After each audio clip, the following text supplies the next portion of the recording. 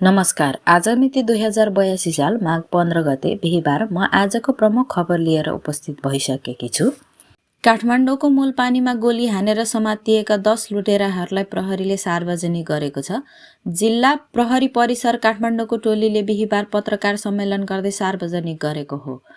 प्रहरीले सार्वजनिक गरेको सूची अनुसार अधिकांशको पृष्ठभूमि अपराधिक छ।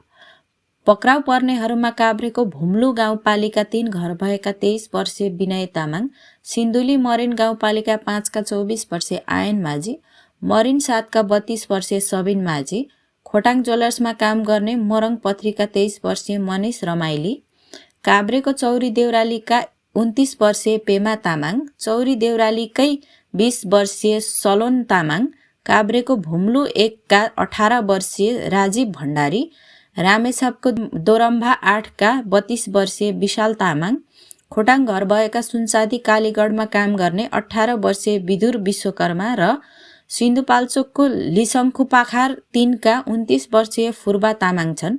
यो समूहले रातिको समयमा एक्लै हिँडेका व्यक्तिहरूलाई लुटपाट गर्ने गरेको प्रहरीले जनाएका छन्। राष्ट्रपति रामचन्द्र पौडेल आगामी माघ 18 गते आइतबार जापान भ्रमणमा जाने भएका छन्। बिहीबार बसेको मन्त्री परिषद बैठकले राष्ट्रपति पौडेल सहभागी रहने प्रतिनिधि मण्डलको भ्रमण स्वीकृत गर्ने निर्णय गरेको गृहमन्त्री समेत रहेका सरकारका प्रवक्ता ओम प्रकाश आर्यालले जनाएका थिए। आगामी फागुन 21 गते हुन लागेको प्रतिनिधि सभा सदस्य निर्वाचन प्रयोजनार्थ भारत सरकारले नेपाललाई सुरक्षा सामग्री हस्तान्तरण गरेको छ। बिहीबार अर्थ मन्त्रालयमा एक कार्यक्रमबीच भारत सरकारले दङ्गा नियन्त्रण उपकरण र विभिन्न सवारी साधनहरू हस्तान्तरण गरेको हो। नेपाल र भारत बीचको सम्बन्ध छिमेकी मात्र नभई एक भरपर्दो विकास साझेदारको समेत रहेको उल्लेख गर्दै अर्थमन्त्री रामेश्वर खनालले भविष्यको मित्रता अझ मजबुत हुने विश्वास व्यक्त गरे।